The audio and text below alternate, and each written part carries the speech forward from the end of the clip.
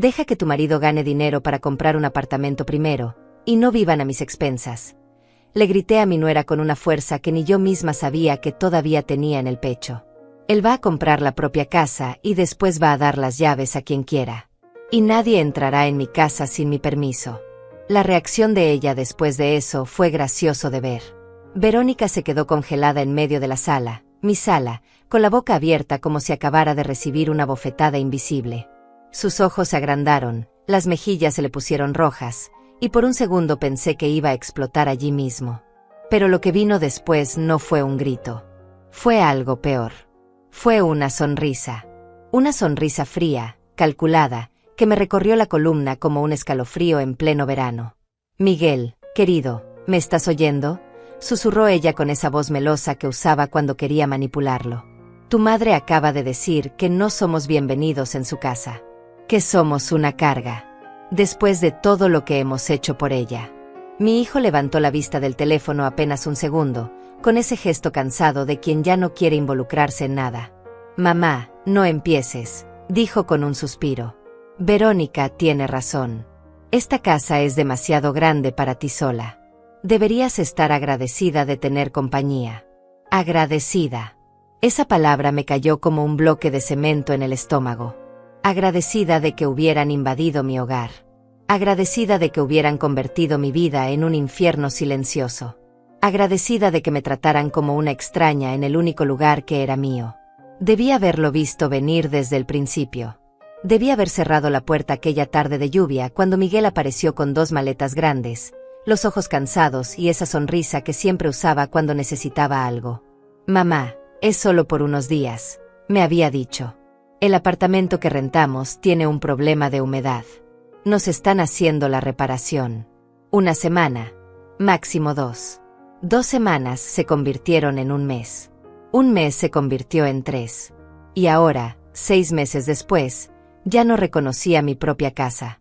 Las cortinas de flores que mi difunto esposo me había regalado en nuestro aniversario habían desaparecido. En su lugar, colgaban unas telas grises y frías que Verónica había comprado sin siquiera preguntarme. Los cuadros de la pared, esos que había coleccionado durante años en cada viaje que hice, estaban apilados en el garaje. Verónica dijo que eran viejos, que no combinaban con la decoración moderna que ella quería. Decoración moderna. En mi casa. Cada mañana me despertaba con el ruido de los tacones de Verónica caminando por el pasillo como si fuera la dueña del lugar. Reorganizaba mis ollas en la cocina, cambiaba mis productos de lugar en el baño, movía mis libros de la mesita donde siempre los dejaba. Cuando le pedí que por favor no tocara mis cosas, me miró con esa expresión de falsa preocupación y dijo: «Maristela, a tu edad es normal que te cueste adaptarte a los cambios. Pero no te preocupes, yo me encargo de todo. Me encargo de todo». Como si yo fuera incapaz. Como si 75 años de vida me hubieran convertido en una inválida mental. Lo peor no era Verónica. Lo peor era Miguel. Mi hijo, el niño que había criado sola después de que su padre muriera, el hombre al que le había dado todo, cada dólar que gané limpiando casas ajenas para pagarle la universidad, cada noche de desvelo cuando estuvo enfermo, cada sacrificio que hice en silencio para que él tuviera una vida mejor que la mía. Ese mismo hijo ahora me miraba como si yo fuera un estorbo. «Mamá, tienes que ser más flexible», me decía cada vez que yo intentaba hablar con él. «Verónica solo quiere ayudar. Está haciendo que esta casa se vea mejor. Mejor. Como si mi vida entera necesitara ser mejorada por una mujer que llegó hace 6 meses y decidió que nada de lo mío tenía valor». Recuerdo la primera vez que sospeché que algo no estaba bien. Fue un martes por la tarde. Yo había salido a hacer las compras del mes, como siempre hacía los martes. Cuando regresé, cargando las bolsas pesadas porque Miguel ya ni siquiera se ofrecía a ayudarme, encontré a Verónica en mi habitación. En mi habitación. Estaba parada frente a mi armario, pasando las manos por mis vestidos como si estuviera evaluando qué quedarse y qué tirar.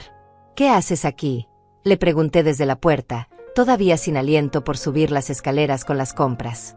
Ella se volteó con esa sonrisa suya, esa que nunca llegaba a los ojos. «Ay, Maristela, me asustaste. Solo estaba viendo si necesitas ayuda para organizar tu ropa. Tienes muchas cosas viejas aquí. Podríamos donarlas y hacer espacio». «¿Espacio? ¿Para qué? ¿Para quién?». No necesito que organices mi ropa, le dije, intentando mantener la calma. Por favor, sal de mi habitación. Por supuesto, respondió ella, pero antes de salir se detuvo en la puerta y agregó, sabes, Miguel y yo estábamos pensando que deberías quedarte en la habitación de abajo. Es más pequeña, sí, pero tiene menos escaleras. A tu edad, subir y bajar todo el día no es bueno para las rodillas. Esta habitación principal la podríamos usar nosotros. Es más amplia y Miguel necesita espacio para trabajar desde casa. Me quedé sin palabras. Literalmente sin palabras. Estaba sugiriendo que yo dejara mi habitación, la habitación donde había dormido durante 30 años, donde mi esposo había muerto en mis brazos, donde había llorado todas mis penas y celebrado todas mis alegrías, para que ella y Miguel pudieran instalarse como si fueran los dueños. Esta es mi habitación, logré decir finalmente. Y esta es mi casa. Verónica inclinó la cabeza con esa expresión de falsa compasión que tanto odiaba. Claro que es tu casa, Maristela. Nadie está diciendo lo contrario. Solo estamos tratando de hacer que sea más cómoda para todos. Pero si quieres ser egoísta y pensar solo en ti, adelante. Egoísta. Me llamó egoísta en mi propia casa. Esa noche no pude dormir. Me quedé acostada mirando el techo, escuchando las risas de Miguel y Verónica en la sala, el sonido del televisor que habían comprado sin preguntarme y habían instalado en la pared donde antes estaba el retrato de mis padres. Escuché cuando subieron las escaleras, cuando entraron a la habitación de invitados que ahora era suya, cuando cerraron la puerta y el silencio finalmente llenó la casa. Pero no era mi silencio. Era el silencio de una casa que ya no me pertenecía. Los días siguientes fueron peores. Verónica empezó a invitar a sus amigas sin avisarme. Llegaban en grupos de 3 o 4, con sus risas escandalosas y sus copas de vino, ocupando mi sala como si fuera un club social. Movían mis muebles para hacer espacio, usaban mis platos buenos, los que solo sacaba en ocasiones especiales, y los dejaban sucios en el fregadero para que yo los lavara. Una tarde, una de ellas, una mujer de cabello rubio platinado y uñas larguísimas, me vio pasar por el pasillo y me dijo, «Ay, qué linda la mamá de tu esposo, Verónica. Debe ser un amor vivir con ella y que te ayude con todo».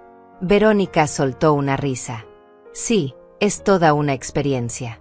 Aunque a veces se pone un poco difícil, ya sabes cómo son a esa edad. Pero hacemos lo que podemos. Hacemos lo que podemos». Como si yo fuera una carga que ellos soportaban por caridad. Me encerré en mi habitación y lloré. Lloré como no había llorado en años. Lloré por la humillación, por la impotencia, por ver a mi hijo convertido en un extraño que permitía que su esposa me tratara como basura. Pero las lágrimas se me secaron cuando escuché voces en el pasillo. Era tarde, pasada la medianoche. Me acerqué a la puerta y la entreabrí apenas 1 centímetro. «Ya casi está todo listo», decía Verónica en voz baja.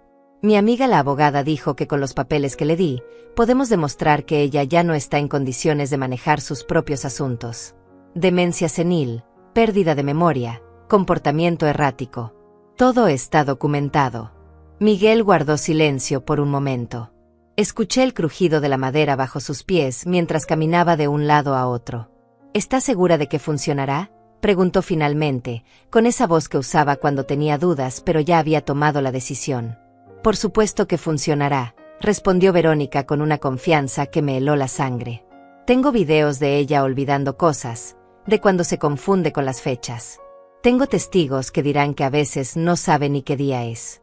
Con eso y un certificado médico que puedo conseguir fácilmente, un juez nos dará la tutela. Y una vez que tengamos la tutela, la casa pasa a nuestro nombre. Legalmente». Sentí que las piernas se me doblaban. Tuve que apoyarme en la pared para no caer. Estaban planeando quitarme todo. No solo mi casa, sino mi libertad, mi dignidad, mi derecho a decidir sobre mi propia vida. Y lo peor de todo era que mi hijo, mi propio hijo, estaba de acuerdo. «No sé, Verónica», dijo Miguel con un suspiro. «Me siento mal haciendo esto. Es mi madre». «Ay, mi amor», respondió ella, y pude imaginar perfectamente cómo le acariciaba el rostro con esas manos de uñas perfectas. «Tu madre tuvo su vida. Ahora nos toca a nosotros. Esta casa vale más de $300,000. ¿Sabes todo lo que podríamos hacer con ese dinero? Podríamos viajar, comprar un auto nuevo, invertir. No podemos dejar que se desperdicie en una vieja que ni siquiera la aprecia. Una vieja que ni siquiera la aprecia. Esas palabras se me clavaron en el pecho como cuchillos. Además, continuó Verónica, no es como si la fuéramos a dejar en la calle. Podemos conseguirle un lugar en una de esas residencias. Hay unas muy buenas donde estará bien cuidada. Hasta tendrá compañía de gente de su edad. Probablemente sea mejor para ella que vivir aquí sola y amargada. Sola y amargada. Así es como me veía mi nuera. Así es como había convencido a mi hijo de verme. Está bien, dijo Miguel finalmente. Hagámoslo. Pero tiene que ser discreto. No quiero que el resto de la familia se entere hasta que todo esté hecho. Descuida, respondió Verónica, y pude escuchar la sonrisa en su voz. Nadie se enterará hasta que sea demasiado tarde para hacer algo. Sus pasos se alejaron por el pasillo. Escuché la puerta de su habitación cerrarse. Me quedé ahí, en la oscuridad de mi propio cuarto, con el corazón latiendo tan fuerte que pensé que se me saldría del pecho. No lloré. No grité. No hice nada que pudieran escuchar. Solo me senté en el borde de mi cama, con las manos temblando sobre mi regazo, y por primera vez en mi vida, sentí miedo real de mi propio hijo. A la mañana siguiente, actué como si nada hubiera pasado. Bajé a desayunar, preparé café, puse la mesa como siempre hacía. Verónica apareció en la cocina con su bata de seda rosada, bostezando y estirándose como si fuera la reina del castillo. Buenos días, Maristela, dijo con esa dulzura falsa. ¿Dormiste bien? Muy bien, respondí sin mirarla a los ojos. Serví el café en las tazas, las mismas tazas de porcelana que mi madre me había dejado cuando murió. Verónica tomó su taza y le dio un sorbo, arrugando la nariz. Este café está muy cargado. ¿No te he dicho que me gusta más suave? Lo siento, dije automáticamente, odiándome a mí misma por disculparme en mi propia cocina.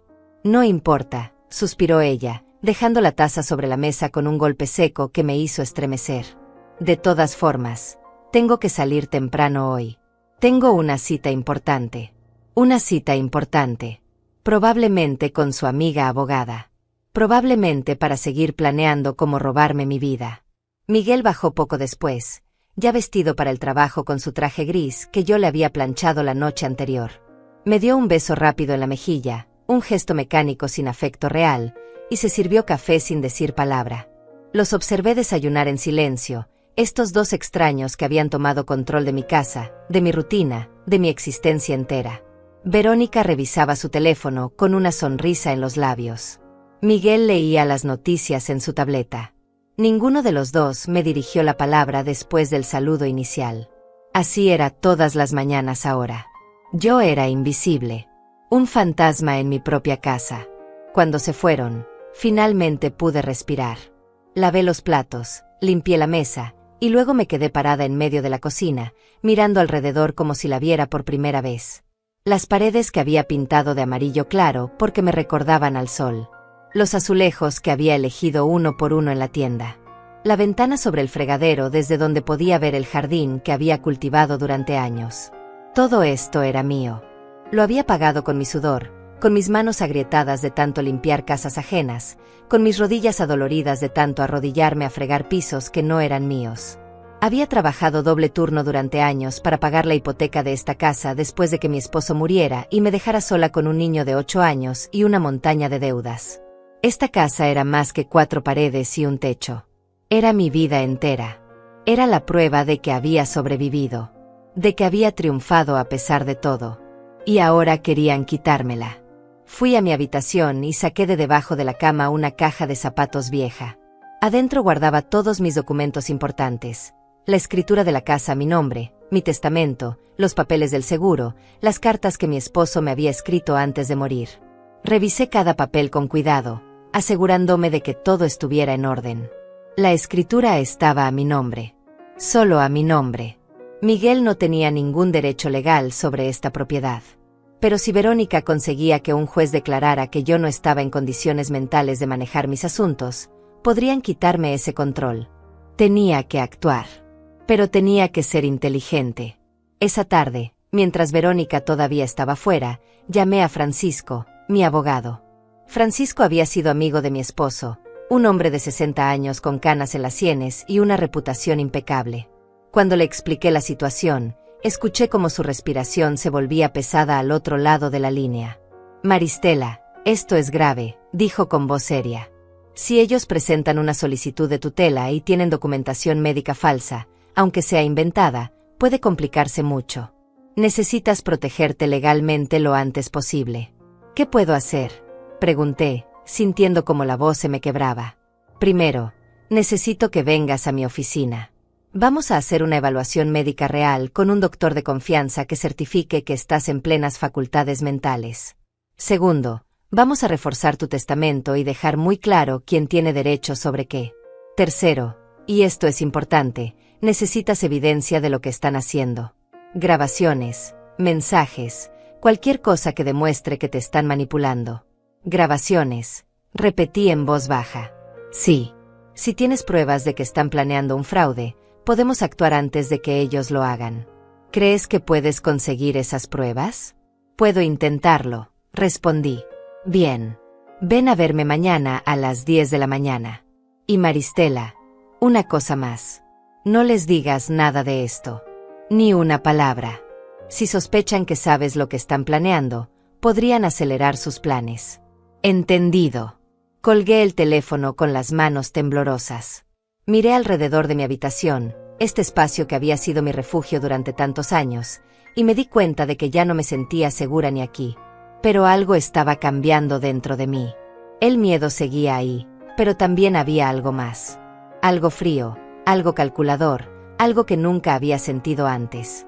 Rabia. No la rabia explosiva que te hace gritar y romper cosas. No. Era algo más profundo, más peligroso. Era la rabia silenciosa de una mujer que había sido subestimada toda su vida y que finalmente estaba cansada de agachar la cabeza. Esa noche, cuando Verónica y Miguel regresaron, los escuché hablar en la sala. Me quedé en la cocina, fingiendo lavar los platos que ya había lavado 2 veces, solo para poder escuchar. Ya hablé con la doctora, decía Verónica. Me debe un favor. Va a hacer el certificado médico sin siquiera examinarla. Solo necesita que le pase algunos ejemplos de comportamiento errático. ¿Y cómo vas a conseguir esos ejemplos?, preguntó Miguel. Ya los tengo, respondió Verónica con una risa que me revolvió el estómago. ¿Recuerdas cuando le pregunté qué día era y se confundió? Lo grabé. ¿Y cuando olvidó dónde había puesto sus lentes? También lo grabé. Tengo como 10 videos así. Parecen inocentes, pero cuando los juntas y los presentas de cierta manera, pintan un cuadro perfecto de demencia senil. Miguel soltó un silbido bajo. Eres buena en esto. Tengo que serlo, mi amor. No vamos a desperdiciar esta oportunidad. Esta casa es nuestra salida. Es nuestro futuro. Apreté el trapo de cocina entre mis manos, tan fuerte que los nudillos se me pusieron blancos. Seguí fregando el mismo plato una y otra vez, manteniendo el ruido del agua corriendo para que no sospecharan que estaba escuchando cada palabra. ¿Y qué pasa con Lilia?, preguntó Miguel de repente. Nuestra hija no es tonta. Va a darse cuenta de lo que estamos haciendo. Lilia tiene 16 años, respondió Verónica con desdén. Está más preocupada por sus redes sociales y sus amigos que por lo que hagamos nosotros. Además, cuando tenga su propio cuarto grande en esta casa, con baño privado y todo, se le olvidará cualquier duda que tenga. No estés tan segura, murmuró Miguel. Lilia y mi madre siempre han sido cercanas. Pues entonces tendrás que hablar con tu hija y dejarle claro de qué lado debe estar, dijo Verónica con firmeza. Esta es nuestra familia, Miguel. Nosotros 3. Tu madre ya tuvo su tiempo. Ahora nos toca a nosotros. Cerré el grifo del agua y me quedé inmóvil, mirando mi reflejo distorsionado en el plato mojado. Mi madre ya tuvo su tiempo. Como si yo fuera un libro terminado que había que guardar en el estante y olvidar. Subí a mi habitación sin hacer ruido. Saqué mi teléfono, ese que Miguel me había regalado el año pasado diciendo que era importante que estuviera conectada, aunque nunca me llamaba. Busqué entre las aplicaciones hasta encontrar la de grabación de voz. La próxima vez que hablaran, yo estaría lista. No tuve que esperar mucho. 2 días después, un jueves por la tarde, escuché que Verónica hablaba por teléfono en el jardín. Pensaba que yo estaba en mi habitación durmiendo la siesta, como había empezado a hacer últimamente, no porque estuviera cansada, sino porque era la única manera de escapar de su presencia. Me asomé por la ventana de la cocina. Verónica caminaba entre las hortensias que yo había plantado hacía 5 años, con el teléfono pegado a la oreja y una copa de vino en la otra mano. Mi vino. De la botella que guardaba para ocasiones especiales. Saqué mi teléfono, activé la grabadora, y la acerqué a la ventana entreabierta. Sí, mami, todo va según lo planeado, decía Verónica. La vieja no sospecha nada. Sigue pensando que esto es su casa y que tiene algún tipo de control. Es patético. En serio. Silencio mientras escuchaba a su madre al otro lado. No, no me da lástima, continuó Verónica. ¿Por qué debería? Ella vivió su vida.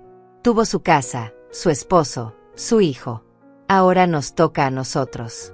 Además, no es como si la estuviéramos matando. Solo la vamos a mudar a un lugar donde esté mejor cuidada. Otra pausa. El asilo de San Rafael.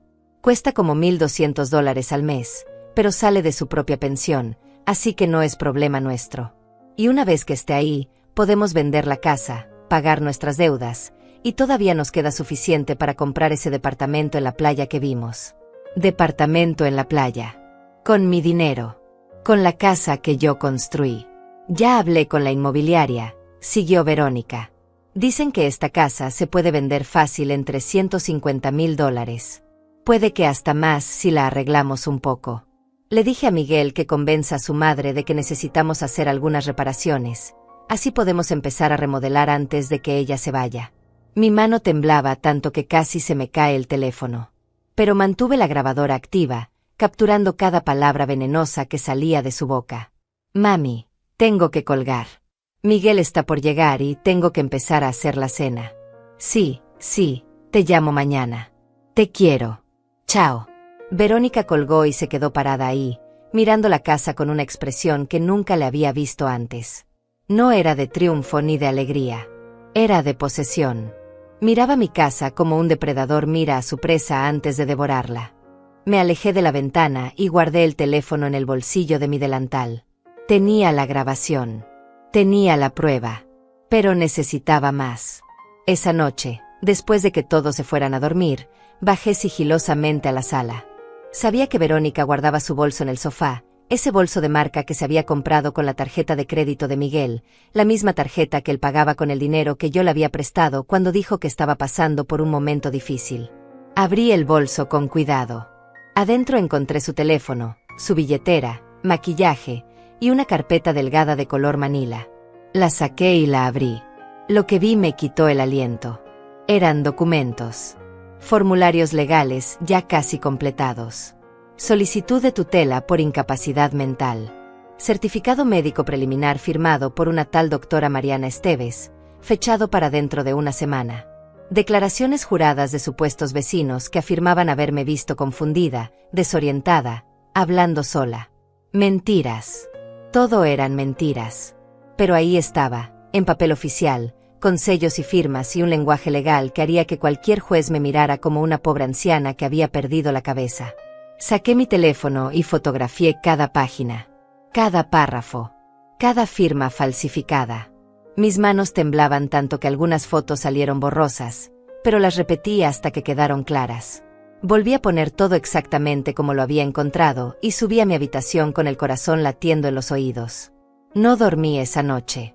Me quedé sentada en la oscuridad, mirando las fotos en mi teléfono, leyendo una y otra vez las palabras que me describían como una mujer senil, incompetente, peligrosa para sí misma. Paciente muestra signos claros de deterioro cognitivo, decía el falso certificado médico. Olvida nombres, fechas, ubicaciones.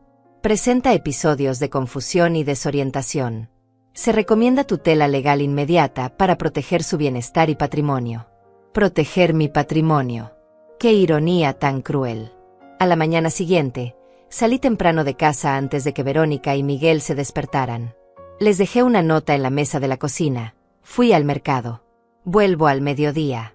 Pero no fui al mercado. Fui directo a la oficina de Francisco. Él me recibió con una expresión preocupada. Maristela, te ves terrible. ¿Estás bien? No, no estoy bien, respondí, Y por primera vez en semanas, dejé que las lágrimas salieran. Le mostré las grabaciones, las fotografías de los documentos, todo. Francisco escuchó la grabación completa, revisó cada foto, y su expresión se volvió más seria con cada segundo que pasaba. Esto es fraude, dijo finalmente. Fraude grave. Falsificación de documentos médicos. Intento de apropiación de bienes mediante engaño. Maristela, con esto podemos no solo detenerlos, sino meterlos en serios problemas legales. ¿Qué tengo que hacer?, pregunté, secándome las lágrimas con un pañuelo de papel que él me ofreció.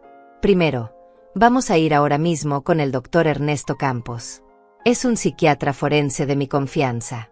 Él te va a hacer una evaluación completa y certificar que estás en perfectas condiciones mentales. Segundo, vamos a presentar una denuncia penal contra tu nuera por falsificación de documentos. Tercero, vamos a solicitar una orden de restricción temporal. ¿Orden de restricción? Para protegerte, explicó Francisco.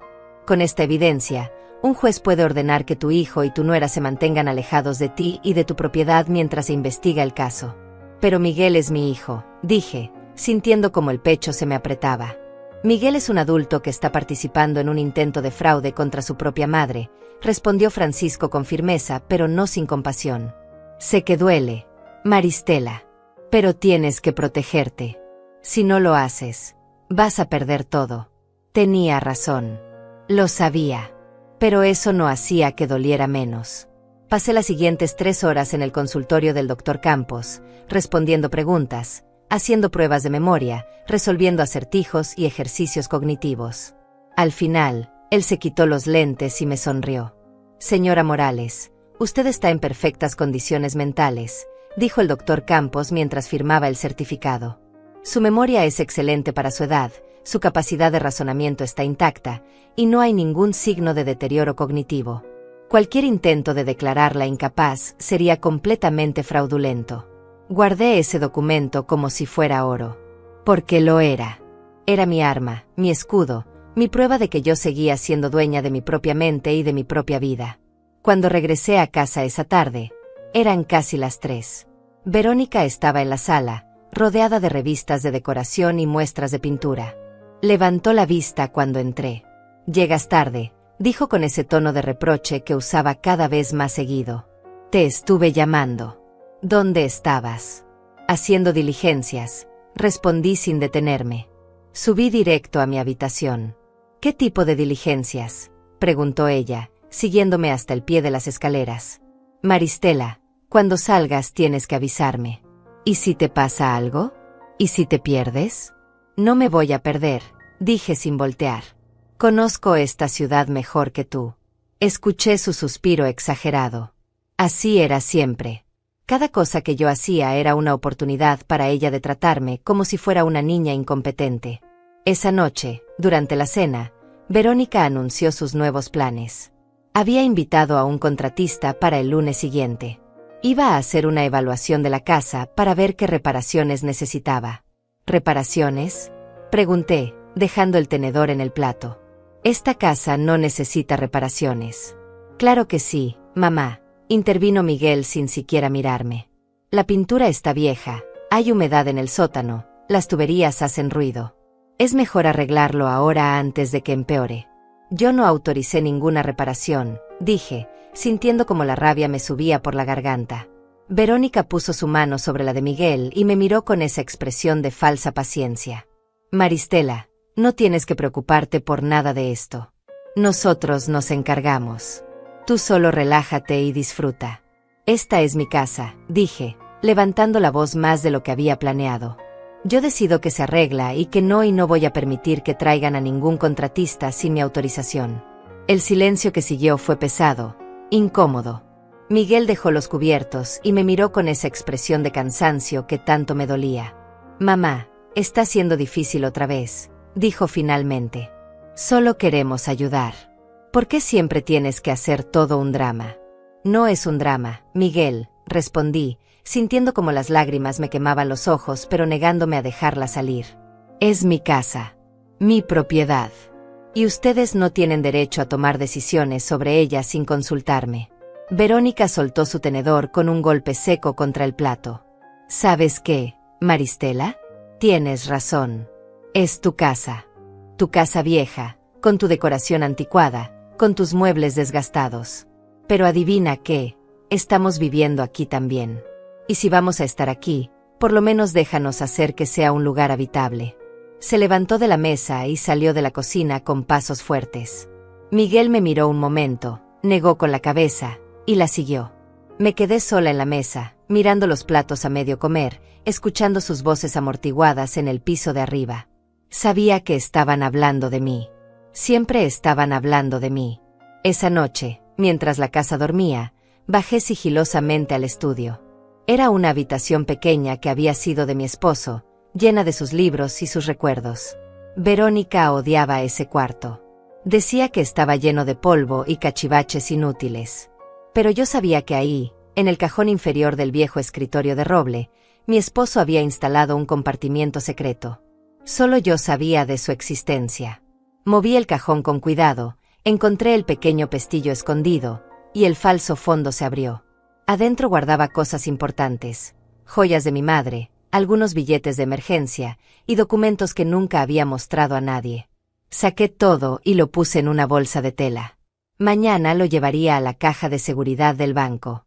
No podía arriesgarme a que Verónica encontrara estas cosas. Mientras guardaba todo, escuché un ruido. Me quedé congelada, con el corazón en la garganta. Pasos en el pasillo. Alguien se acercaba. Cerré el compartimiento rápidamente, empujé el cajón a su lugar, y apagué la lámpara del escritorio justo cuando la puerta se abrió. Era Lilia. Mi nieta estaba parada en el umbral, con su pijama de ositos y el cabello recogido en una cola desordenada. Nos miramos en la oscuridad. «Abuela», susurró. «¿Qué haces despierta?» «Podría preguntarte lo mismo», respondí en voz baja. Ella entró y cerró la puerta detrás de sí. En la oscuridad, apenas podía ver su silueta delgada acercándose. «No puedo dormir», dijo finalmente.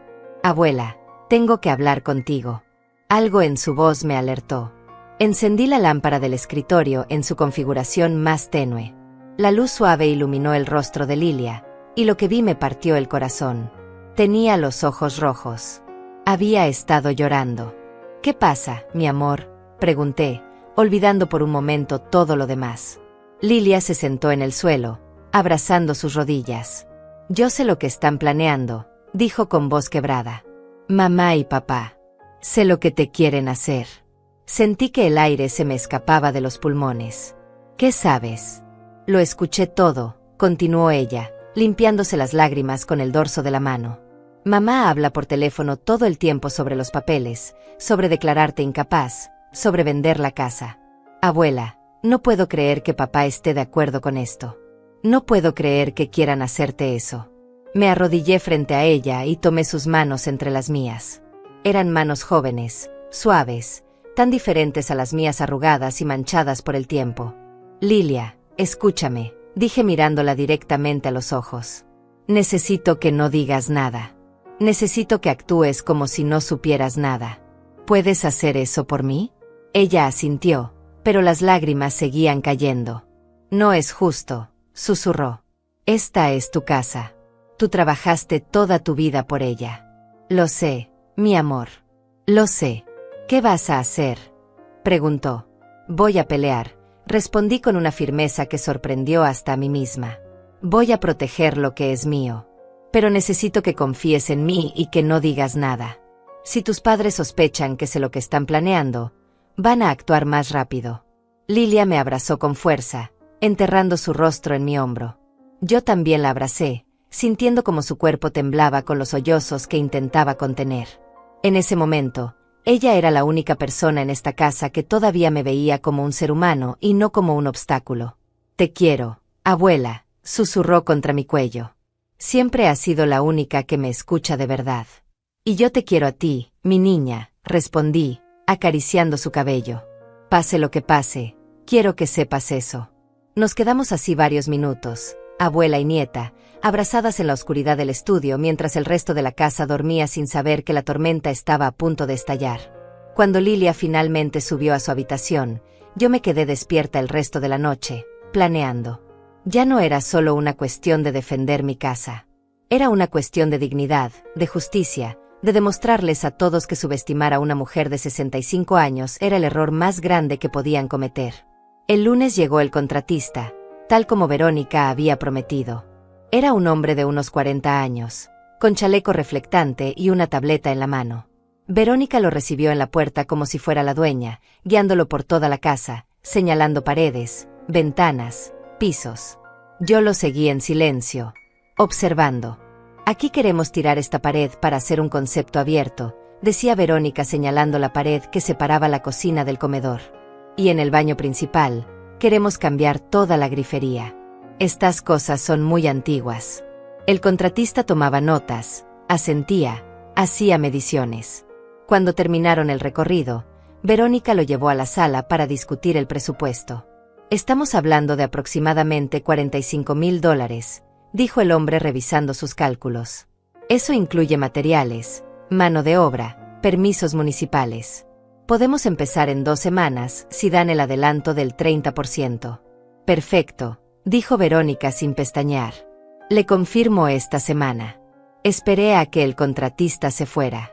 Esperé a que Verónica cerrara la puerta con esa sonrisa de satisfacción en el rostro.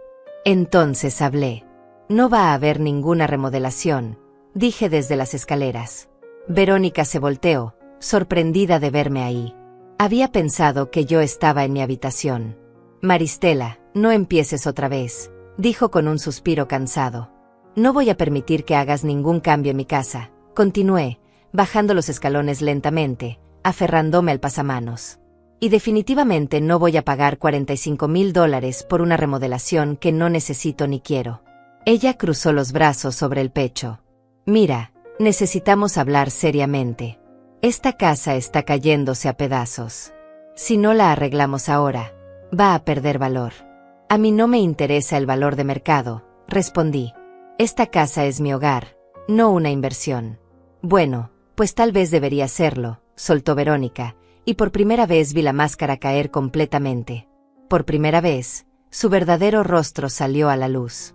Tienes una propiedad de más de $300,000 y vives como una pordiosera. ¿Sabes lo que Miguel y yo podríamos hacer con este espacio? ¿Lo que podríamos crear? Ustedes no van a crear nada, dije con voz firme. Porque esta no es su casa.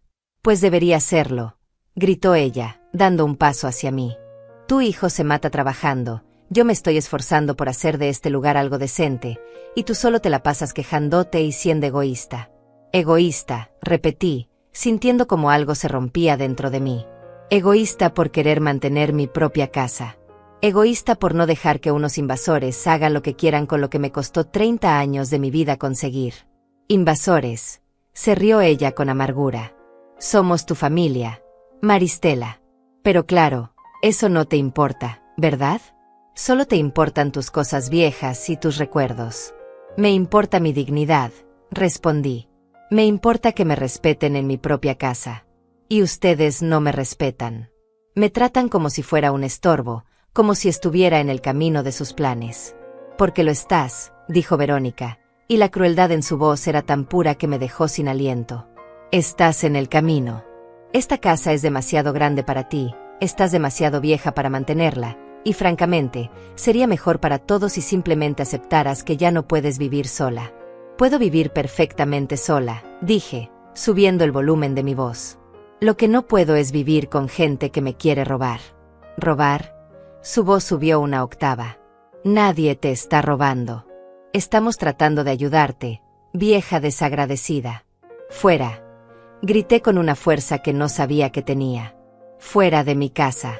Tú y Miguel tienen hasta el fin de semana para empacar sus cosas y largarse. El silencio que siguió fue absoluto. Verónica me miró con los ojos desorbitados, como si no pudiera creer lo que acababa de escuchar. ¿Qué dijiste?, preguntó lentamente. Que se vayan, repetí, esta vez más calmada pero igualmente firme. No son bienvenidos aquí. Nunca lo fueron. Miguel me pidió quedarse unos días y yo, como tonta, les abrí la puerta. Pero se acabó. Quiero que se vayan.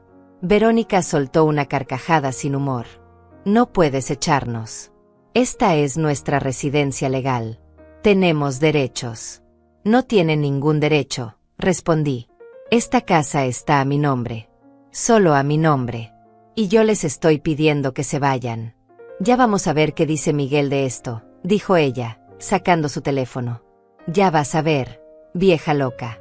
Cuando Miguel llegue, vas a tener que disculparte. No me voy a disculpar por defender lo que es mío, dije, y subí las escaleras de regreso a mi habitación, dejándola ahí parada, marcando frenéticamente el número de mi hijo. Media hora después, Miguel irrumpió en la casa como un vendaval. Escuché la puerta principal golpear contra la pared, escuché sus pasos pesados subir las escaleras de dos en dos. Tocó mi puerta con los nudillos, 3 golpes secos y fuertes. Mamá. Abre. Tenemos que hablar. No abrí. Me quedé sentada en mi cama, con las manos cruzadas sobre mi regazo. Mamá, abre la puerta ahora mismo, repitió, esta vez con más urgencia. Vete, Miguel, respondí desde adentro. Ya no quiero hablar contigo. ¿Qué te pasa?, gritó él. ¿Le gritaste a Verónica? ¿Le dijiste que nos fuéramos de la casa? ¿Te volviste loca? No me volví loca, respondí con calma. Solo abrí los ojos.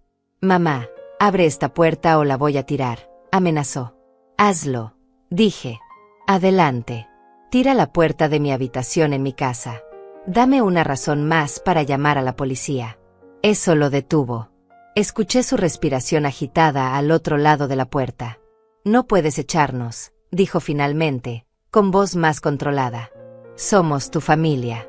Soy tu hijo.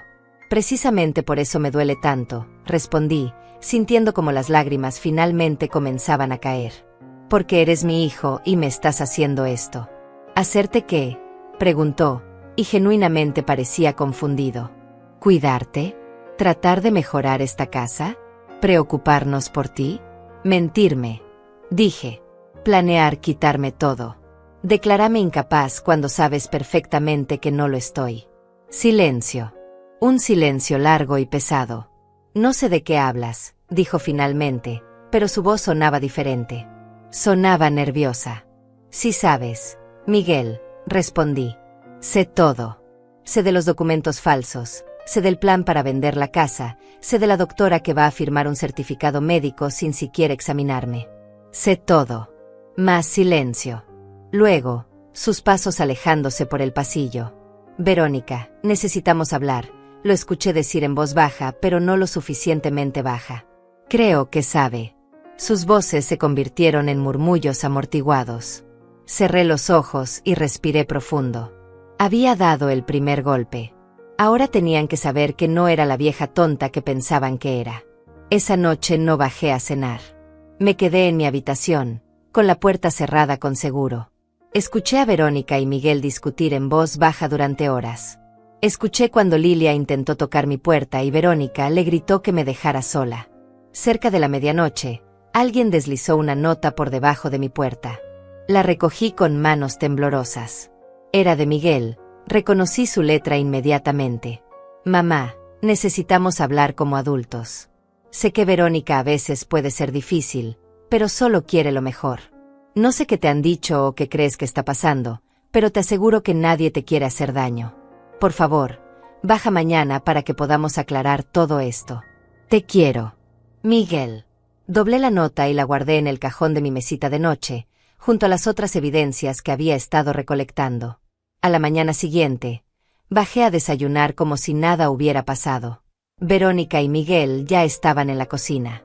Ella preparaba café con movimientos bruscos. Él leía el periódico, pero no pasaba las páginas. Ambos me miraron cuando entré. Buenos días, dije con voz neutral. Buenos días, mamá, respondió Miguel, dejando el periódico. ¿Dormiste bien? Perfectamente, mentí, sirviéndome una taza de café. Verónica no dijo nada. Solo me observaba con esos ojos entrecerrados, evaluándome, tratando de descifrar qué sabía exactamente y qué estaba planeando.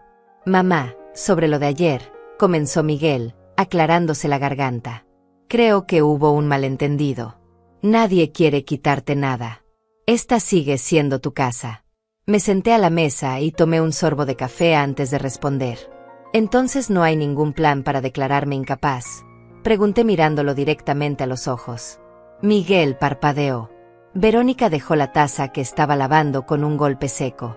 ¿Qué?, preguntó Miguel, pero la sorpresa en su voz sonaba falsa. Saqué mi teléfono del bolsillo de mi bata.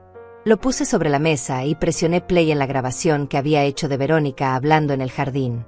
Su propia voz llenó la cocina. La vieja no sospecha nada. Sigue pensando que esto es su casa y que tiene algún tipo de control. Es patético, en serio. Vi cómo el color se le iba del rostro a Miguel. Vi cómo Verónica se ponía rígida, con las manos todavía sumergidas en el agua jabonosa del fregadero. Dejé que la grabación continuara. El asilo de San Rafael. Cuesta como $1,200 al mes, pero sale de su propia pensión, así que no es problema nuestro. Miguel se levantó de la mesa tan rápido que la silla cayó hacia atrás. Mamá, yo puedo explicar. No hay nada que explicar, interrumpí, deteniendo la grabación. Lo escuché todo. Sé exactamente lo que están planeando. Verónica finalmente reaccionó. Se volteó, secándose las manos en un trapo, con una expresión que era mitad furia, mitad pánico. Nos grabaste, dijo con voz temblorosa. Nos espiaste. En mi propia casa, respondí, defendiendo lo que es mío. Eres una vieja paranoica, escupió ella. Todo esto solo prueba que no estás bien de la cabeza. ¿Qué clase de persona normal graba a su propia familia? ¿Qué clase de familia normal planea robarle todo a su madre? Contraataqué. No te estamos robando, gritó Verónica. Estamos tratando de ayudarte antes de que termines quemando la casa o perdida en la calle sin saber cómo volver. Estoy perfectamente bien, dije, manteniendo la calma que ella había perdido. De hecho, tengo aquí un certificado médico del doctor Ernesto Campos, psiquiatra forense, que confirma que estoy en plenas facultades mentales. Saqué el documento de mi bata y lo puse sobre la mesa. Así que ese certificado falso que tu amiga doctora iba a firmar no va a servir de nada. El silencio que siguió fue como el ojo de un huracán. Miguel tomó el certificado con manos temblorosas y lo leyó. Su expresión pasó de la incredulidad a algo que casi parecía miedo. Mamá, susurró. ¿Fuiste con un abogado? Fui con un doctor, lo corregí. Y sí, también con un abogado. Francisco Mendoza. Él tiene copias de todo. Las grabaciones, las fotografías de los documentos falsificados que encontré en tu bolso, Verónica. Todo. Verónica se aferró al borde del fregadero. Su rostro había pasado de pálido a un rojo intenso. Entraste en mis cosas, dijo con voz temblorosa. Eso es invasión de privacidad.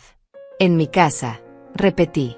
Donde ustedes viven sin pagar renta, sin mi permiso permanente, planeando robarme. Miguel dejó caer el certificado sobre la mesa y se pasó las manos por el cabello. Esto es un desastre, murmuró. Verónica, esto es un maldito desastre. No es un desastre, dijo ella, recuperando algo de compostura. Es una malinterpretación. Podemos explicarle a cualquier juez que estábamos actuando de buena fe, preocupados por su bienestar. ¿Con documentos falsificados?, pregunté. ¿Con certificados médicos de una doctora que nunca me examinó? ¿Con declaraciones juradas de vecinos que probablemente ni siquiera existen? Verónica apretó la mandíbula. No puedes probar que sean falsos. Sí puedo, respondí. Francisco ya verificó las firmas. Ya habló con los supuestos vecinos. Ya contactó a la doctora Mariana Esteves, quien negó haber firmado nada. Cada pieza de evidencia que acumularon se está desmoronando. Miguel se dejó caer en la silla, con la cabeza entre las manos. Mamá, lo siento, dijo con voz quebrada. Yo solo. Necesitábamos el dinero. Tenemos deudas. La tarjeta de crédito, el auto, el préstamo del departamento que perdimos. Pensé que si vendíamos la casa, podríamos empezar de nuevo. Empezar de nuevo con mi dinero, dije, sintiendo como el corazón se me partía al escucharlo admitirlo.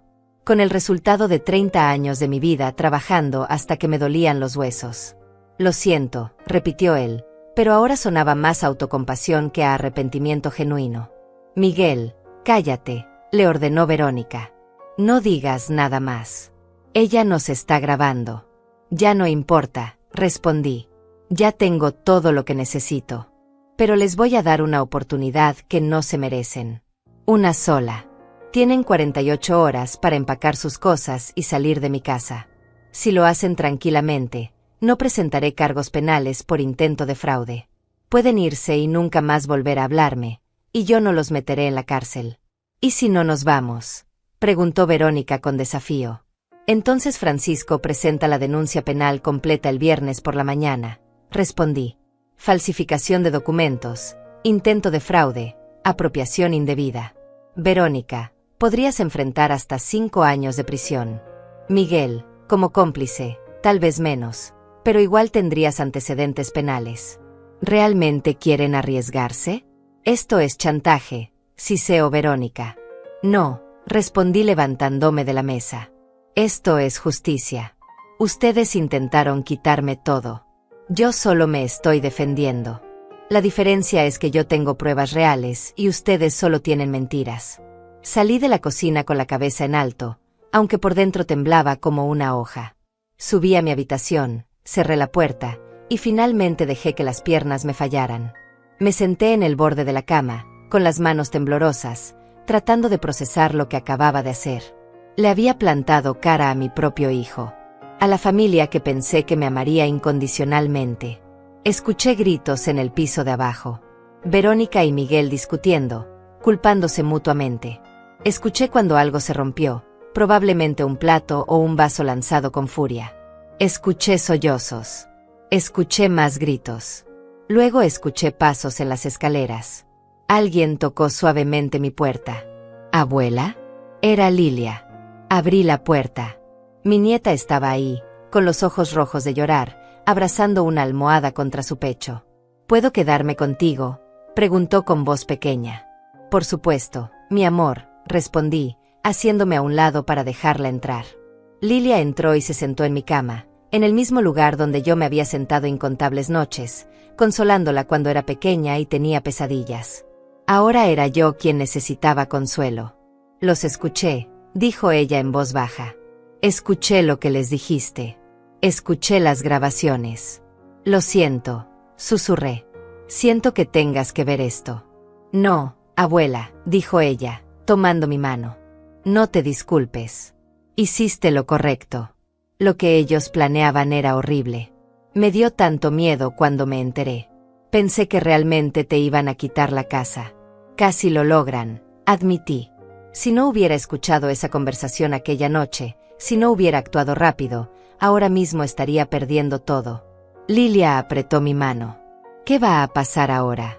No lo sé, respondí honestamente. Depende de ellos. Si se van tranquilos, esto termina aquí. Si deciden pelear. Las siguientes 48 horas fueron las más tensas de mi vida. Verónica y Miguel prácticamente no me dirigieron la palabra. Los escuchaba moverse por la casa como fantasmas rabiosos, abriendo y cerrando cajones con fuerza, arrastrando maletas.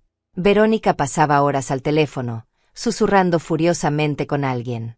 Probablemente su madre, probablemente su amiga abogada, probablemente cualquiera que quisiera escuchar su versión distorsionada de los hechos. La escuché decir más de una vez: es una vieja cruel que nos está echando a la calle. Después de todo lo que hicimos por ella. Miguel, por su parte, intentó hablar conmigo varias veces. Tocaba mi puerta por las noches, cuando pensaba que yo estaría más vulnerable, más dispuesta a ceder.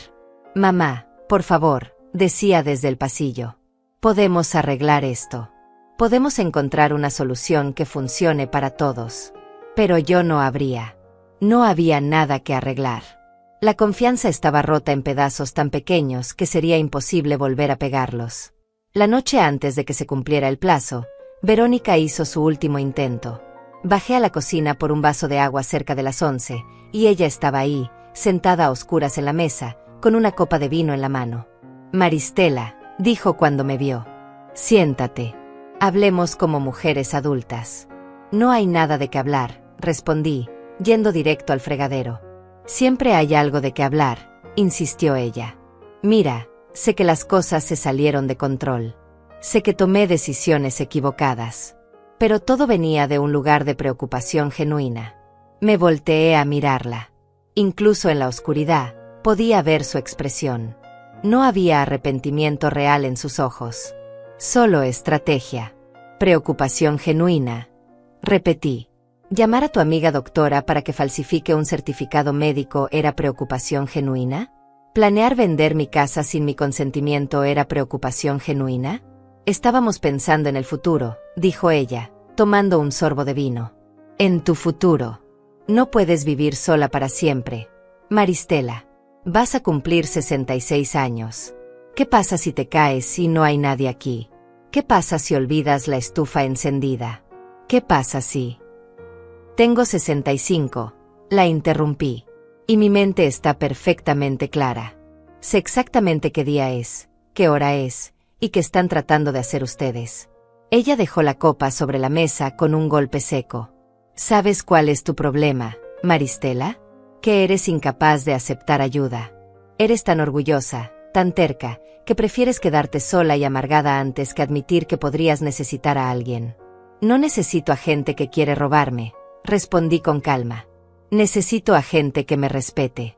Y ustedes no me respetan. Nunca lo hicieron. Eso no es cierto, dijo ella, pero su voz carecía de convicción. Verónica, mañana a las 6 de la tarde se cumple el plazo, dije. Si para entonces no se han ido, Francisco presenta los documentos en la fiscalía. No estoy jugando. No estoy negociando. Es mi última palabra. Me miró largo rato, evaluándome, buscando alguna grieta en mi determinación. No la encontró. Vas a morir sola, dijo finalmente, con veneno en cada palabra. Vas a morir en esta casa vacía, sin nadie que te quiera, sin nadie que te cuide, y vas a arrepentirte de haber echado a tu propia familia. Si esa es mi familia, respondí, prefiero morir sola. Subí a mi habitación sin mirar atrás. Esa noche tampoco dormí. Me quedé sentada junto a la ventana, mirando la calle iluminada por las farolas, preguntándome si realmente estaba haciendo lo correcto. Preguntándome si era yo la que estaba siendo cruel. Pero luego recordaba las conversaciones que había grabado. Recordaba la frialdad de la voz de Verónica cuando hablaba de meterme en un asilo. Recordaba cómo Miguel había sentido cuando ella decía que yo ya había tenido mi tiempo. Recordaba todos los desprecios pequeños, todas las humillaciones silenciosas, todos los momentos en que me hicieron sentir que era una carga en mi propia casa. No, no estaba siendo cruel. Estaba siendo justa. El día siguiente amaneció gris y frío. Escuché movimiento en la casa desde temprano. Maletas arrastrándose, cajones cerrándose, voces en murmullos. Me quedé en mi habitación, esperando. Cerca del mediodía, Lilia tocó mi puerta. Abuela, dijo cuando abrí. Papá quiere hablar contigo. Dice que es importante. Dile que no, respondí suavemente. Ya dije todo lo que tenía que decir. Lilia asintió, pero antes de irse, me abrazó fuerte. Te quiero, abuela. Y cuando todo esto termine, quiero seguir viéndote. ¿Puedo? Sentí que se me hacía un nudo en la garganta. Por supuesto que sí, mi amor. Siempre serás bienvenida aquí. Siempre. Ella se fue con lágrimas en los ojos. La escuché bajar las escaleras, escuché voces amortiguadas, escuché más movimiento. Las horas pasaron con una lentitud agonizante. Cada vez que miraba el reloj, parecía que el tiempo se había detenido. 2 de la tarde. 3. 4. A las 5, escuché un auto estacionarse frente a la casa. Miré por la ventana y vi una camioneta de mudanzas. Miguel y Verónica comenzaron a cargar sus cosas. Cajas, maletas, muebles que habían comprado y traído sin mi permiso. Los observé trabajar en silencio. Miguel cargaba las cajas pesadas, con la espalda encorvada, sin mirar hacia la casa. Verónica supervisaba, todavía con esa expresión de superioridad, como si esto fuera una inconveniencia temporal y no una derrota. Lilia salió última, cargando solo una mochila. Se volteó hacia la casa, hacia mi ventana, y me vio observando.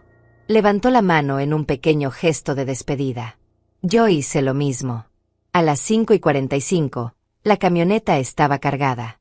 Miguel subió al asiento del conductor. Verónica al del pasajero. Lilia atrás. Esperé que el motor arrancara. Esperé que se fueran. Pero entonces Miguel apagó el motor. Lo vi bajar del auto y caminar hacia la casa. Mi corazón comenzó a latir más rápido. ¿Qué estaba haciendo? ¿Iba a intentar algo en el último minuto? Escuché la puerta principal abrirse. Escuché sus pasos en las escaleras. Escuché cómo se detenía frente a mi puerta. «Mamá», dijo con voz quebrada. «Sé que no quieres hablar conmigo. Sé que no merezco tu perdón. Pero necesito que sepas algo antes de irme». No respondí. Solo escuché. «Tienes razón. En todo. Fuimos codiciosos, fuimos crueles, fuimos egoístas. Verónica me convenció de que era lo mejor, de que tú no te darías cuenta, de que sería fácil. Y yo fui lo suficientemente débil y lo suficientemente idiota como para seguirle el juego. Perdí de vista quién era yo. Perdí de vista quién eras tú. Mi madre. La mujer que sacrificó todo por mí. Sentí lágrimas corriendo por mis mejillas, pero no abrí la puerta. «No espero que me perdones», continuó Miguel. «No ahora, tal vez nunca. Solo quiero que sepas que lo siento. De verdad lo siento. Y que tienes razón al echarnos. Merecemos esto y mucho más». Escuché sus pasos alejarse. Escuché la puerta cerrarse. Escuché el motor arrancar. Corrí a la ventana y vi cómo la camioneta se alejaba por la calle, haciéndose más y más pequeña hasta desaparecer en la esquina. Se habían ido. Me dejé caer en la cama y lloré. Lloré por el hijo que había perdido. Lloré por la familia que nunca tuve realmente. Lloré por todos los años que había pasado construyendo algo que otros solo querían destruir para beneficio propio. Pero también lloré de alivio. Porque mi casa volvía a ser mía. Porque había sobrevivido. Porque había peleado y había ganado. Esa noche, caminé por la casa vacía. Cada habitación se sentía diferente sin su presencia. La sala sin el televisor enorme de Verónica. La cocina sin sus ollas y sus especias exóticas. El baño sin sus productos de belleza caros. Todo estaba más vacío, sí, pero también más limpio. Más libre. Fui al estudio de mi esposo y me senté en su vieja silla de cuero. Pasé los dedos por los brazos desgastados, recordando todas las veces que lo había visto sentado ahí, leyendo sus libros, haciendo sus cuentas. Hubiera sabido qué hacer, susurré al vacío. Él siempre sabía qué hacer. Pero el vacío no respondió. Porque estaba sola. Completamente sola en esta casa grande que había defendido con uñas y dientes. ¿Había hecho lo correcto? Pasaron 3 días antes de que Verónica hiciera su siguiente movimiento. 3 días de silencio absoluto en los que yo intentaba acostumbrarme nuevamente a estar sola en mi casa. 3 días en los que caminaba por las habitaciones vacías, sintiendo una mezcla extraña de paz y melancolía. El 4.º día, mi teléfono comenzó a sonar. Números desconocidos. Llamadas que no contesté. Mensajes de texto de gente que no conocía, preguntándome cómo me sentía, si necesitaba ayuda, si era verdad lo que estaban diciendo de mí. Fue Francisco quien me llamó para explicarme qué estaba pasando. «Maristela, necesito que te prepares», dijo con voz seria. «Verónica ha iniciado una campaña en redes sociales. Está contando su versión de la historia». «¿Qué versión?», pregunté, sintiendo un nudo en el estómago. «La versión donde ella es la víctima», respondió él. «Donde tú eres una anciana cruel que echó a su familia a la calle sin razón. Ha publicado fotos, videos. Está ganando seguidores. Algunos medios locales ya la contactaron para entrevistas». Me senté pesadamente en el sofá. Por supuesto que Verónica no se iría tranquilamente. Tenía que hacer un último intento de destruirme, esta vez públicamente. «¿Qué debo hacer?», pregunté. «Por ahora, nada», respondió Francisco. «No respondas, no des declaraciones, no interactúes con ninguno de sus posts. Dejar que se exponga sola. Mientras más hable, más inconsistencias va a mostrar. Y nosotros tenemos todas las pruebas reales». Pero era más fácil decirlo que hacerlo. Esa noche, no pude resistir la curiosidad. Busqué el nombre de Verónica en las redes sociales y encontré su perfil. Lo que vi me dejó sin aliento. Había publicado una foto de ella y Miguel sentados en el borde de una cama, en lo que parecía ser un hotel barato. Los dos se veían cansados, derrotados. El pie de foto decía: «Después de 2 años cuidando de mi suegra con amor y dedicación, nos echó a la calle de un día para otro. Sin explicación. Sin compasión. Esto es lo que recibimos por intentar ayudar a una mujer que se niega a aceptar que necesita cuidados. Compartiendo nuestra historia para que otros sepan lo que enfrentamos los cuidadores familiares. Tenía más de 5.000 reacciones. Los comentarios eran una mezcla de apoyo a Verónica y gente defendiéndome a mí, aunque ellos no sabían los detalles reales. ¡Qué horror! Los ancianos pueden ser tan ingratos. Hay algo raro en esta historia. Nadie echa a su familia sin razón. Mi abuela era igual. La demencia los pone agresivos. Deberían demandarla por abandono de adultos vulnerables. Seguí bajando. Había más posts. Videos de Verónica llorando frente a la cámara, hablando de cómo había dejado su trabajo para cuidarme. Cómo había soportado mis episodios de ira y mi comportamiento errático. Como Miguel estaba devastado por tener que elegir entre su esposa y su madre. Todo era mentira.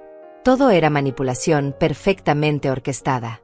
Pero lo que más me dolió fue ver que algunas personas que yo conocía, vecinos, conocidos de la iglesia, estaban comentando con mensajes de apoyo para Verónica. Gente que me había conocido por años, que sabía qué clase de persona era yo, ahora creía esta versión distorsionada de los hechos. Cerré la aplicación con manos temblorosas. No podía seguir mirando. No podía seguir leyendo cómo me pintaban como un monstruo. Esa noche no dormí. Me quedé despierta, escuchando cada ruido de la casa, cada crujido de la madera, preguntándome si había cometido un error al no dejar que Francisco presentara los cargos desde el principio. Al día siguiente, las cosas empeoraron. 2 reporteros tocaron mi puerta, preguntando si quería dar mi versión de los hechos. Una cámara de televisión estaba estacionada frente a mi casa. Vecinos curiosos pasaban caminando más lento de lo normal, mirando. No abrí la puerta. No respondí a nadie. Llamé a Francisco. Esto se está saliendo de control, le dije. Hay reporteros afuera de mi casa. Lo sé, respondió él. Ya vi las publicaciones. Maristela, creo que es momento de actuar. Voy a preparar una declaración legal con todas las pruebas que tenemos. Voy a enviarla a los medios que la están entrevistando. Y voy a proceder con la denuncia penal. ¿Está seguro?, pregunté. Completamente. Ella cruzó la línea. Esto ya no es solo un asunto familiar. Es difamación pública. Y tenemos todas las pruebas para demostrarlo. Francisco trabajó rápido. En 24 horas, había preparado un documento de 15 páginas con evidencia irrefutable. Grabaciones de audio con transcripciones. Fotografías de los documentos falsos. El certificado médico auténtico del Dr. Campos. Declaraciones juradas de vecinos reales que confirmaban que yo estaba perfectamente bien y que Verónica había intentado presionarlos para que firmaran declaraciones falsas. Lo envió a cada medio que había publicado la historia de Verónica. Lo envió a la fiscalía. Lo publicó en un comunicado de prensa oficial. La reacción fue inmediata. Las entrevistas programadas con Verónica fueron canceladas. Los artículos de noticias fueron actualizados con la frase desarrollando y luego con correcciones completas. Las redes sociales de Verónica se llenaron de comentarios muy diferentes. Mentiste sobre todo. Intentaste robarle a una anciana. Eres despreciable. Espero que vayas a la cárcel. ¡Qué vergüenza! Usar las redes sociales para victimizarte cuando eras tú la abusadora. Vi cómo su narrativa cuidadosamente construida se desmoronaba en cuestión de horas. Vi cómo la gente que la había apoyado ahora pedía disculpas por haber sido engañada. Verónica intentó defenderse.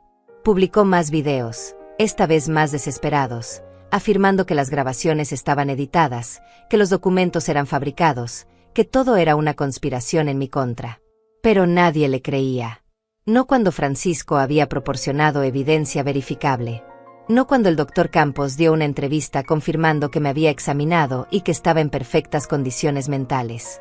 No cuando 3 vecinos aparecieron en las noticias contando cómo Verónica los había presionado para que mintieran sobre mí.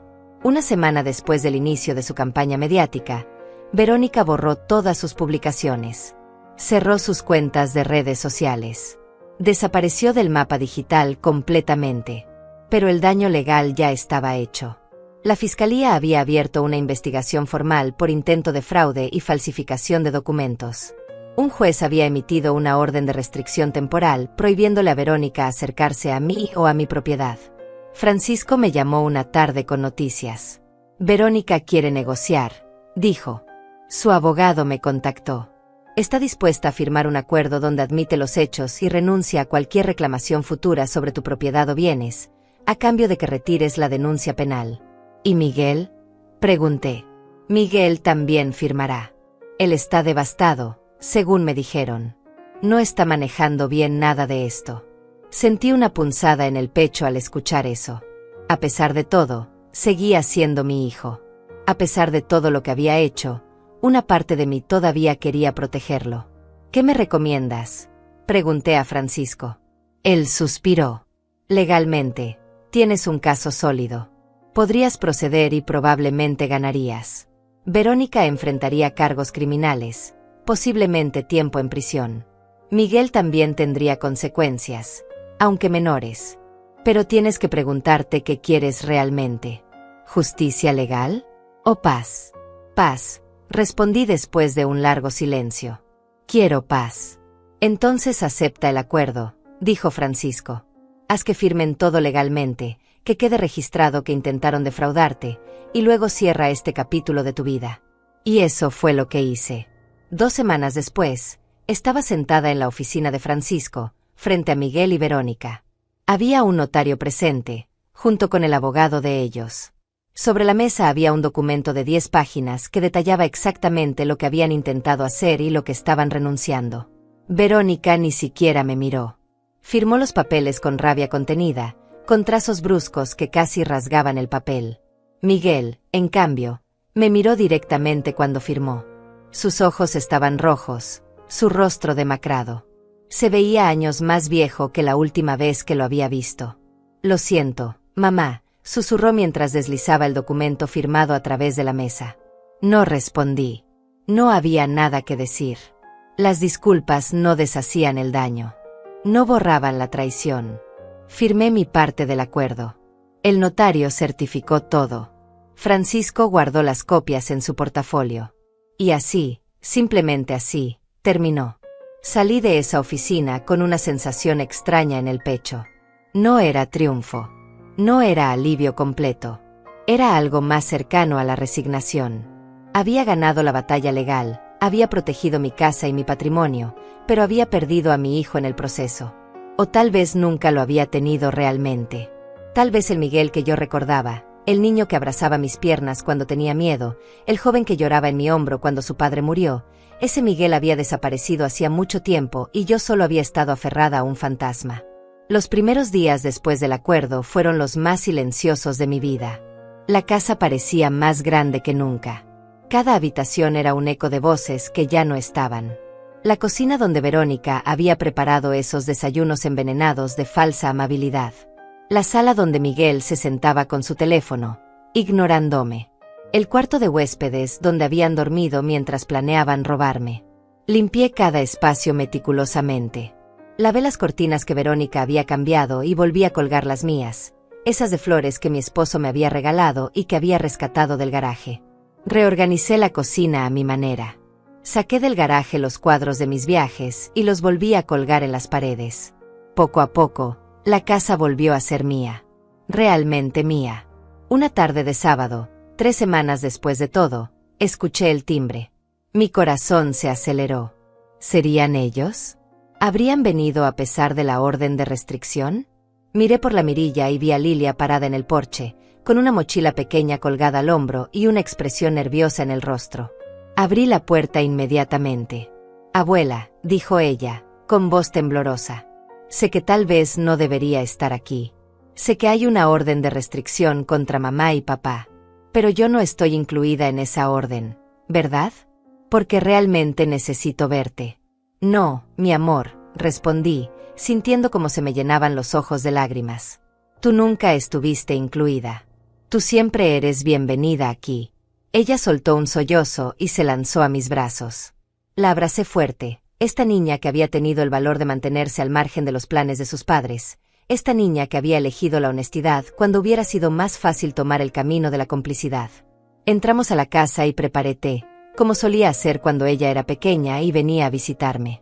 Nos sentamos en la cocina, en la misma mesa donde tantas veces habíamos hecho tareas juntas, donde le había enseñado a hacer galletas, donde habíamos compartido secretos. ¿Cómo están?, pregunté finalmente, aunque no estaba segura de querer saber la respuesta. Lilia removió el té con la cucharita, mirando el líquido como si contuviera todas las respuestas del universo. Mal, respondió honestamente. Papá está avergonzado. Perdió su trabajo cuando su jefe se enteró de todo el escándalo en las redes sociales. Mamá está furiosa todo el tiempo. Están viviendo en el departamento de la abuela materna, y ella no los deja olvidar que están ahí por su caridad. Ironía, murmuré. Total, asintió Lilia. Mamá ahora sabe exactamente cómo te sentiste cuando ellos vivían aquí. Pero no creo que haya aprendido nada. Sigue culpándote a ti de todo. Dice que exageraste, que podrían haber llegado a un acuerdo. No había acuerdo posible, dije. Ellos querían quitarme todo. Yo solo quería que respetaran lo que era mío. Lo sé, abuela. Y aunque me duele ver a papá así, sé que hiciste lo correcto. Ellos se lo buscaron. Pasamos la tarde juntas. Le mostré cómo había vuelto a decorar la casa. Cómo había plantado nuevas flores en el jardín. Cómo había convertido el cuarto de huéspedes en un pequeño estudio de arte, algo que siempre había querido hacer pero nunca me había atrevido. ¿Puedo venir los fines de semana?, preguntó Lilia antes de irse. Si quieres. Claro. Sé que tal vez necesites espacio, que todo esto ha sido difícil. Me encantaría que vinieras, respondí, tomando su rostro entre mis manos. Eres lo único bueno que salió de todo esto. El recordatorio de que no todo está perdido. Lilia comenzó a visitarme cada sábado. Traía su tarea, sus libros, a veces sus amigas. Llenaba la casa con risas juveniles, con música, con vida. Me contaba sobre la escuela, sobre sus sueños de ir a la universidad, sobre el chico que le gustaba pero que no se atrevía a invitarla a salir. Y yo la escuchaba, agradecida de tener a alguien con quien compartir este espacio que había defendido con tanta ferocidad. Los meses pasaron. El verano se convirtió en otoño. Las hojas del árbol en mi jardín comenzaron a caer, creando una alfombra dorada en el pasto que nunca me molestaba en barrer porque me parecía hermosa. Una tarde de octubre, mientras regaba las plantas del porche, vi un auto detenerse frente a mi casa. Mi corazón dio un vuelco cuando vi a Miguel salir del asiento del conductor. Se veía diferente. Más delgado, con más canas, con los hombros encorvados como si cargara el peso del mundo. Caminó lentamente hacia mi jardín, deteniéndose en la cerca. «Hola, mamá», dijo en voz baja. Dejé la regadera en el suelo. «Miguel», respondí, manteniendo la distancia. «Sé que no debería estar aquí», dijo rápidamente. «Sé que hay una orden de restricción. Pero expira mañana. Y necesitaba verte. Necesitaba hablar contigo cara a cara». «¿Verónica sabe que estás aquí?», pregunté. «Verónica y yo nos separamos», respondió él, mirando al suelo. «Hace 2 meses. No podíamos seguir juntos después de todo lo que pasó. Ella sigue culpándote. Yo me culpo a mí mismo». No supe qué decir. Parte de mí sentía una satisfacción oscura al saber que su matrimonio había colapsado. Pero otra parte, la parte que todavía recordaba al niño que había sido, sentía tristeza. «Lo siento, mamá», continuó Miguel, y esta vez su voz se quebró. «Siento todo. Siento haber sido tan débil, tan codicioso, tan estúpido. Siento haber elegido el dinero sobre ti. Siento haber permitido que Verónica me convenciera de que estábamos haciendo lo correcto. Perdí mi trabajo, perdí mi matrimonio, perdí mi dignidad. Pero lo que más me duele es haberte perdido a ti». Las lágrimas corrían por sus mejillas ahora. Él ni siquiera intentaba esconderlas. «No espero que me perdones», dijo. «No espero que volvamos a ser lo que éramos. Solo necesitaba que supieras que lo siento. Que me arrepiento. Que daría cualquier cosa por regresar el tiempo y tomar decisiones diferentes». Me quedé ahí, parada en mi jardín, mirando a este hombre que era mi hijo pero que también era un extraño. Quería abrazarlo. Quería decirle que todo estaba bien, que lo perdonaba, que podíamos empezar de nuevo. Pero no podía. No todavía. Tal vez nunca. «Aprecio que hayas venido», dije finalmente, eligiendo mis palabras con cuidado. Aprecio la disculpa, pero necesito tiempo, Miguel. Mucho tiempo. Lo que hiciste, lo que intentaron hacerme, no se borra con unas palabras. Lo entiendo, asintió él, secándose las lágrimas con el dorso de la mano. Solo quería que supieras que lo siento. Y que si algún día, tal vez en años, puedes encontrar en tu corazón un poco de perdón, yo estaré esperando. Se dio la vuelta para irse, pero lo detuve. Miguel. Llamé. Él se volteó. Lilia viene a verme los sábados.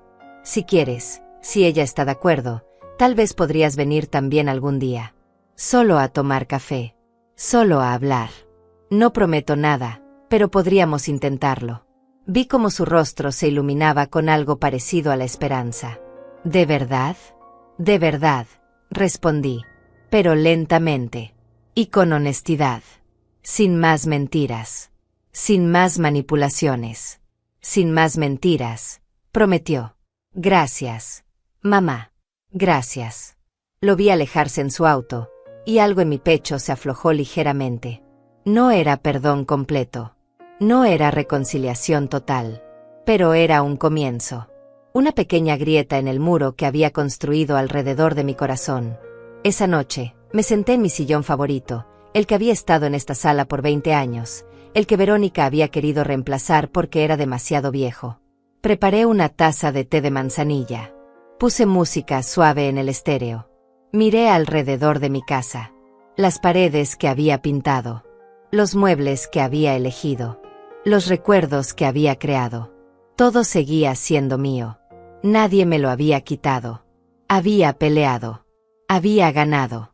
Había sobrevivido. Y aunque el camino había sido doloroso, aunque había perdido a mi hijo por un tiempo y tal vez para siempre, había ganado algo más valioso. Había ganado mi dignidad, mi autonomía, mi derecho a decidir sobre mi propia vida. Ya no era invisible. Ya no era la vieja que podían manipular y descartar. Era Maristela Morales, una mujer de 65 años que había demostrado que la edad no es debilidad y que subestimar a las mujeres mayores es un error que se paga caro. Cerré los ojos y respiré profundo. El aroma del té, el sonido de la música, la suavidad del cojín contra mi espalda. Todo era mío. Todo era paz. Había vencido en el silencio. Había protegido lo que era mío sin gritos, sin violencia, solo con estrategia, con evidencia, con la verdad. Y nunca, nunca más, permitiría que alguien me hiciera sentir pequeña en mi propia casa. Abrí los ojos y miré la foto enmarcada de mi esposo en la repisa. Sonreí. Lo logré. Susurré. Defendí lo nuestro. Defendí nuestra casa. Y en el silencio de mi hogar recuperado, sentí que él me sonreía de vuelta.